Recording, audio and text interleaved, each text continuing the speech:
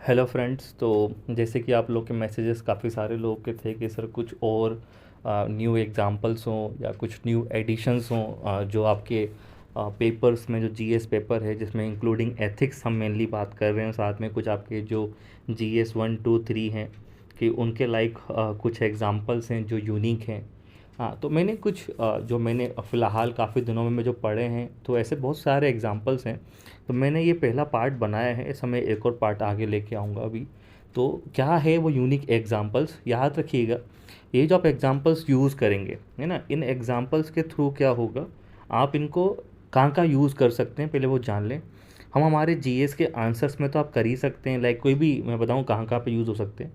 उसके बाद ना आप एथिक्स में इसको केस स्टडीज़ में यूज़ करिएगा, क्योंकि एथिक्स में जो केस स्टडीज़ आएंगी ना, तो काफ़ी हद तक सिमिलर काइंड ऑफ वो डोमेन पे आएगी। तो you can use this examples कि लाइक ऐसा भी वहाँ पे हुआ था, या आप कोई कंपेरिजन आप कर सकते हैं, तो it will kind of a value addition for you. तो आपके आंसर्स की वो इनरिच बढ़ाएगा, और ये फ़ायदा भी होता है। जैसे मैंने कहा कि सिर्फ आपको सिर्फ पर्सनालिटी के एग्जाम्पल नहीं देने हैं कि आपने सिर्फ पर्सन के एग्जाम्पल दे दिए उससे काम चलेगा। आप इन जनरल सोसाइटी के एग्जाम्पल्स, मतलब आप कितने डाइवर्सिफाई कर सकते हैं ना अपने पॉइंट्स को, उनकी वैल्यू भी है। तो अब ये मैंने जो सारे पॉइंट्स बनाए हैं, ये उसी डाइवर्सिफिकेशन को लेके, जैसे मैंने रिसेंट पहला मैं एग्जाम्पल दे रहा हूँ, और पहला एग्जाम्पल आपका आता है, that is Karnataka prisoners. Karnataka में गवर्नमेंट ने क्या करा है, वहाँ के जो प्रिजनर्स है उनको बोला गया है कि वो क्या संभालेंगे, जो गवर्नमेंट फ्यूल स्टेशन है, या जो फ्यूल स्टेशन जो पेट्रोल पंप वगैरह होते हैं, वहाँ पे उनको लगाया जाता है। वो क्यों लगाया जा रहा है, ताकि वो अपना, उन्होंने जो क्राइम किया उनकी सज़ा वो काट ही रहे हैं, तो एक डिग्निफाइड लाइफ जी सके।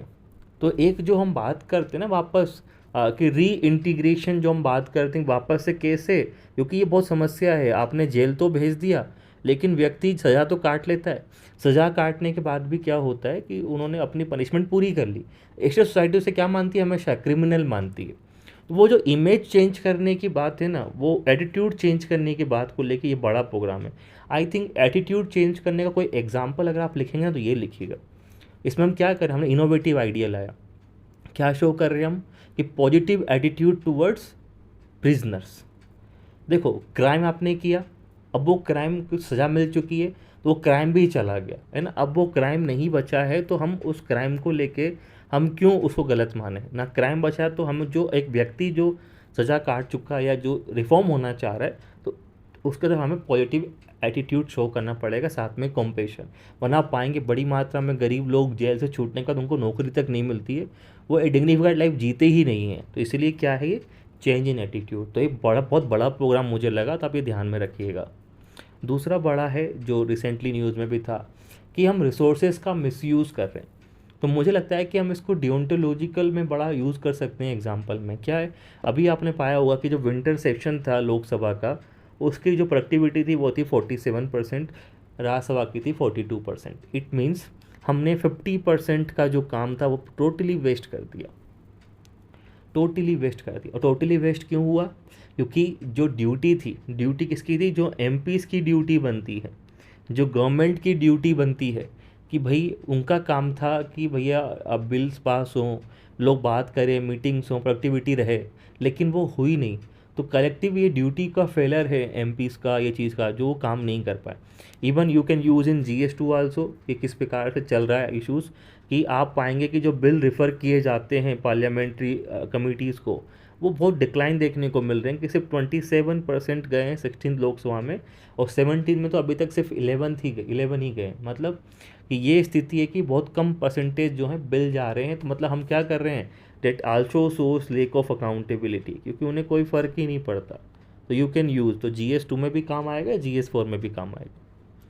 देन ये अच्छा स्कीम चलाई थी पुलवामा, जो कश्मीर है, खासकर साउथ कश्मीर, तो वहाँ पे एक प्रोग्राम है BADC4A, डिप्यूटी कमिश्नर बनाया जाएगा एक दिन के लिए। पुलवामा के अंदर बनाया जा रहा है। क्यों बनाया जा रहा है, कि जो 12th वाले स्टूडेंट्स हैं उनको इनक्रेज किया जाए कि वो क्या करें, सिस्टम का पार्ट बने। क्योंकि क्या स्थिति है वहाँ पे, कश्मीर जो साउथ कश्मीर खासकर है, उसका एक मोस्ट अफेक्टेड, जो मिलिटेंसी अफेक्टेड एरिया से जनता जो है, एकदम जो एडमिनिस्ट्रेशन है और जो सिविलियंस है, उनमें कोई लिंकेजेस नहीं है, उनमें रिलेशंस बिल्कुल ख़राब हो चुके हैं। ट्रस्ट जो होता है वो बिल्कुल ख़त्म है, कॉन्फिडेंस जीरो है। तो उसी को लेकर प्रोग्राम लाया गया कि ऐसे यूथ जो डिजेक्टेड है, मतलब जो नाखुश हैं सरकार से, और जो स्टूडेंट्स भी नाखुश हैं, उनको ठीक किया जाए और कहीं ना कहीं हम क्या कर पाएँ, इंटरेक्शन और ट्रस्ट को बिल्ड कर पाएँ। तो उसके लिए ये एक यूनिक, तो you can quote this example in innovative ideas. तो एक बड़ा इनोवेटिव आइडियाज़ है डिप्टी कमिश्नर फॉर एड है बुलवामा डिस्ट्रिक्ट का। तो ये भी एक यूनिक एग्जांपल आपके लिए है। इसके बाद अगर हम देखें, नेक्स्ट इज़, अगर हम ये एक बड़ा एक इशू है डेट मैंने इसको कोट किया है, प्लेटोस जस्टिस। अब प्लेटो का जस्टिस हम कहाँ यूज़ कर सकते हैं, मतलब ये यूनिक मुझे आइडिया लगा था। जैसे अभी बहुत बार सुप्रीम कोर्ट न्यूज़ में है, और क्यों यूज़ में है, जुडिशल ओवररीच।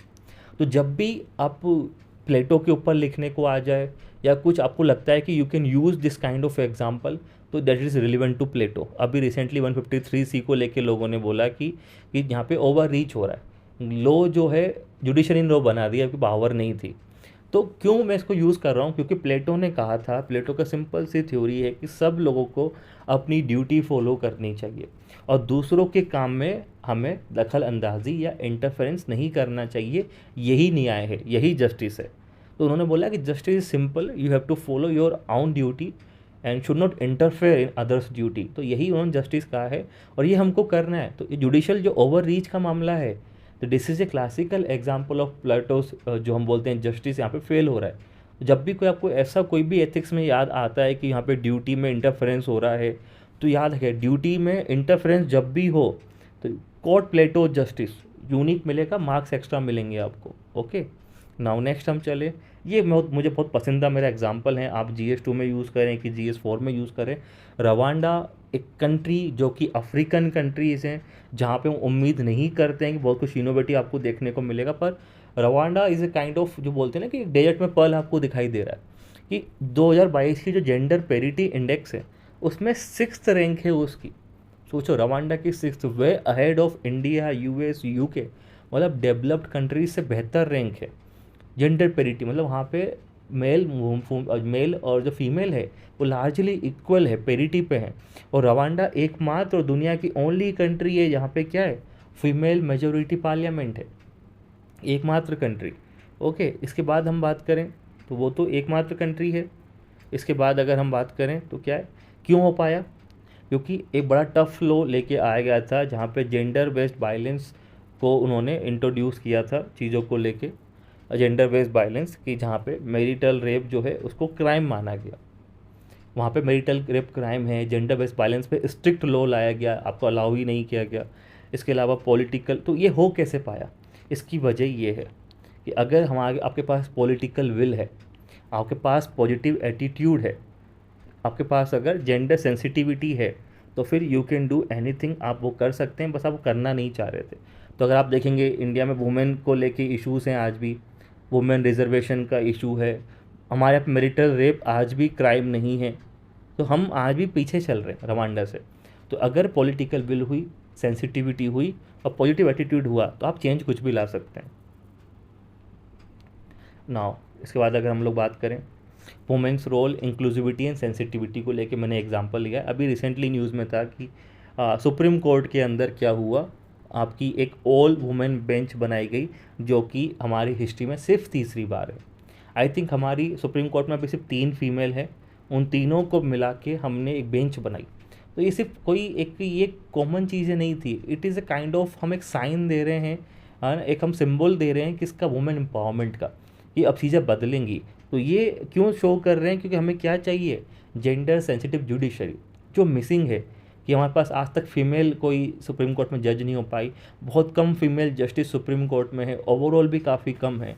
तो जो फैसले होते हैं वुमेन वाले मैटर्स पे, वो वहाँ पे आपको फिर वो दिखाई देता है।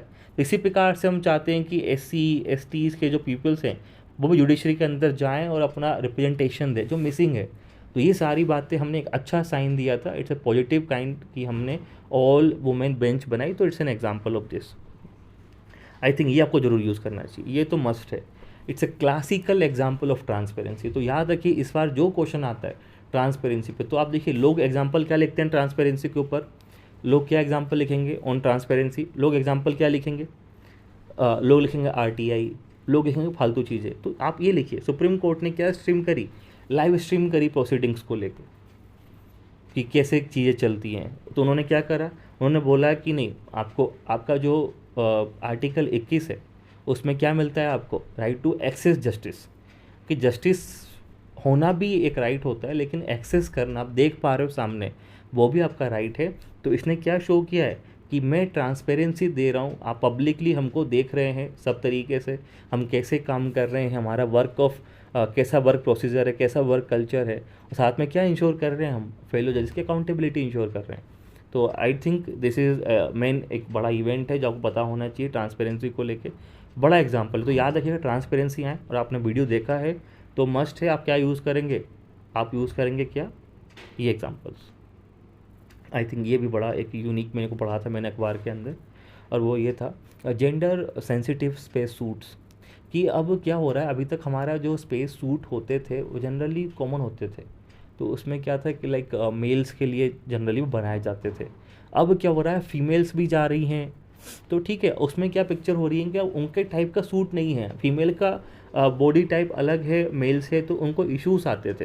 तो हमने क्या शो करा है, अब नासा ने भी और साथ में ESA ने एक साथ में क्या बनाया है, डिसेबल फ्रेंडली सूट भी बनाया।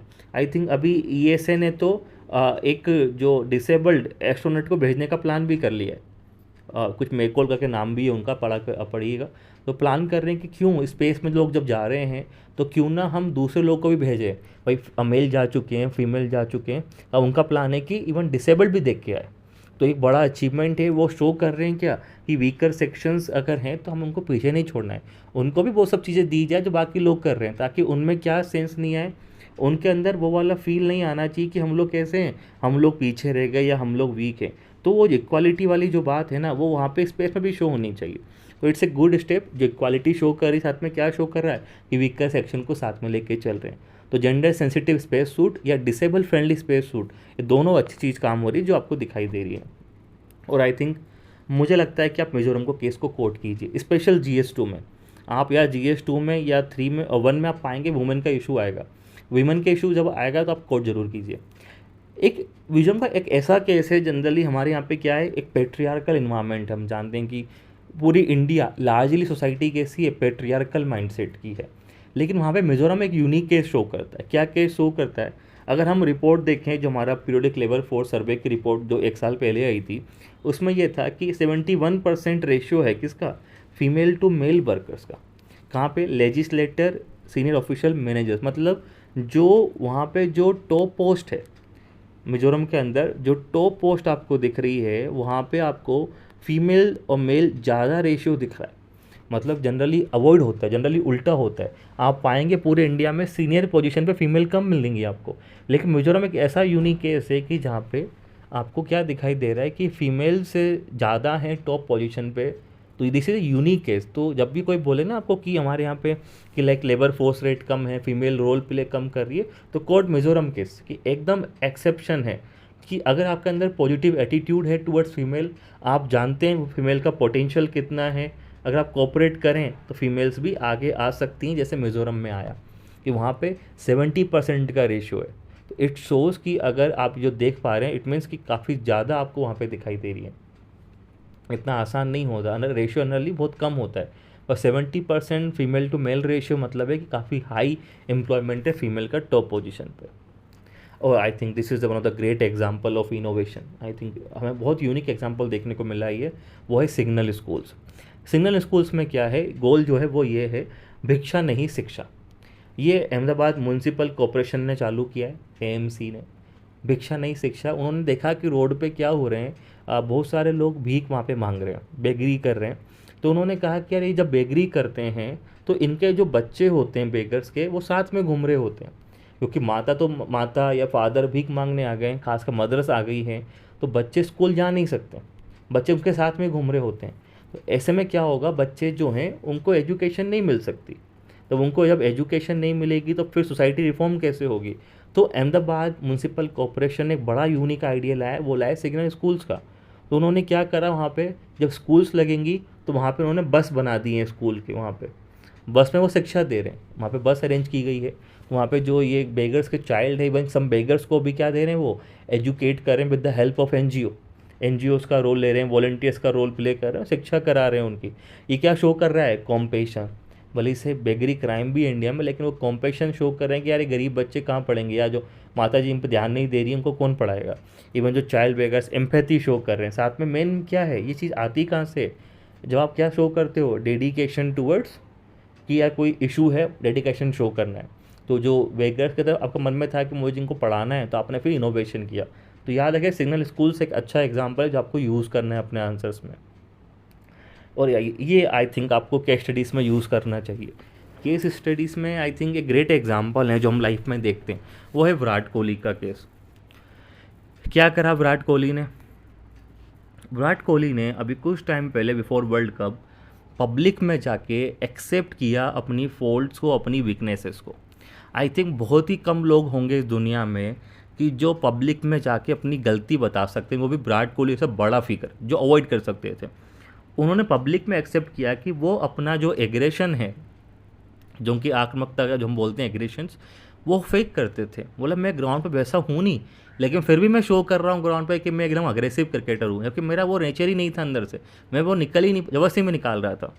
तो ऐसा क्यों? तो फिर मतलब ये क्लासिकल केस है कि इंसान जो है वो मिस्टेक सबके अंदर होती है, ठीक है। इवन सब फॉल्ट होती है, सब वीकनेसेस होती हैं, गलतियाँ भी होती हैं, लेकिन उनको एक्सेप्ट करना क्या है अपने आप में एक बड़ा हर्ट चाहिए। तो मान लो आपके पास कोई केस स्टडीज़ आ जाती हैं, कैसी केस स्टडीज़ आ जाती हैं आपके पास कि लाइक आपने कोई इशू आ गया है ना, आप डर रहे हैं अपने पेरेंट्स को बताने में या अपने सीनियर को बताने में, तो आपको फिर वहाँ पे इसको यूज़ करना है कि नहीं। जैसे विराट कोहली ने पब्लिकली एक्सेप्ट किया, तो माफ़ी मांगने में या झूठ को एक्सेप्ट करने में क्या होगा, हम उस चीज़ को मना नहीं कर सकते, तो हमें कर लेना चाहिए। तो वो जैसे विराट कोहली ने किया, क्यों? क्योंकि सेल्फ इंट्रोस्पेक्शन सारी प्रॉब्लम्स का सोल्यूशन है। अगर हमने सबने क्या चालू कर दिया, हमने इंट्रोस्पेक्शन शुरू कर दिया हमारे अंदर से, तो क्या होगा, हम जान सकते हैं कि समस्या क्या थी, प्रॉब्लम्स क्या थी। जैसे गांधी जी ने कहा कि सारी प्रॉब्लम हमारे हृदय के अंदर है, हमारे हर्ट के अंदर है। तो कुछ देखना है तो अपने दिल को देखो, उसको इम्प्रूव करो, दुनिया इम्प्रूव हो जाती है। तो I think this is a classic case. आप गांधी को कोट कीजिए कि कोहली को कोट कीजिए, आपका अच्छा आंसर रिचनेस आपको शो होगा वहाँ पे, ठीक है। याद रखिए केस स्टडीज़ में आपको माइट भी इस बार मिल जाए ऐसा कि जहाँ पे आप फंस गए हो, झूठ बोल के फंस गए हो, गलती करके फंस गए हो, तो you use this example. I think this is an example of civil servant. मैंने एग्जाम्पल नहीं लिए हैं सिविल सर्वेंट के जनरली, क्योंकि मैंने ऑलरेडी बहुत सारे डाल रखे हैं, 25-30 मैंने बना दिए हैं। तो मैं सोसाइटी में कुछ अलग से एग्जाम्पल आज लेने जा रहा था, तो मैंने फिर भी एक लिया है, वो है doctor L B. John Varghese. Doctor जो एल.बी. जॉन वर्गीस हैं, ये इनको हम याद रखते हैं बॉन्डेड लेबर को ख़त्म करने के लिए। क्या करा इन्होंने बॉन्डेड लेबर को ख़त्म करने के लिए? अगर हम इसकी बात करें, इन्होंने प्रोग्राम चलाया। इन्होंने क्या करा कि वहाँ पे काफ़ी सारे लोग जो हैं बॉन्डेड लेबर में थे, खासकर किस में थे, ब्रिक क्लीन में थे। तो ब्रिक क्लीन में काफ़ी सारे लोग जो थे इन्वॉल्व थे बॉन्डेड लेबर। तो इन्होंने उनको फ्री तो करा दिया। अब फ्री करा दिया, देन नेक्स्ट इशू आता है कि मैं करूँ क्या इनका फ्री कराने के बाद। उन्होंने क्या करा, फिर उन्होंने एक एसएचजी प्रोजेक्ट चालू किया जहाँ पे ब्रिक क्लीन बनाई गई, और जहाँ पे उनका बनाया गया ओनर कौन बनाया गया, यही बॉन्डेड वर्कर्स जिनको फ्री कराया था, उन्हीं लोगों को उस ब्रिक क्लीन का मालिक बना दिए एसएचजी के थ्रू। और उसका जो कम से कम आधा प्रोडक्शन था किलन का, वो कहाँ पे चला गया, प्रधानमंत्री आवास योजना के अंदर।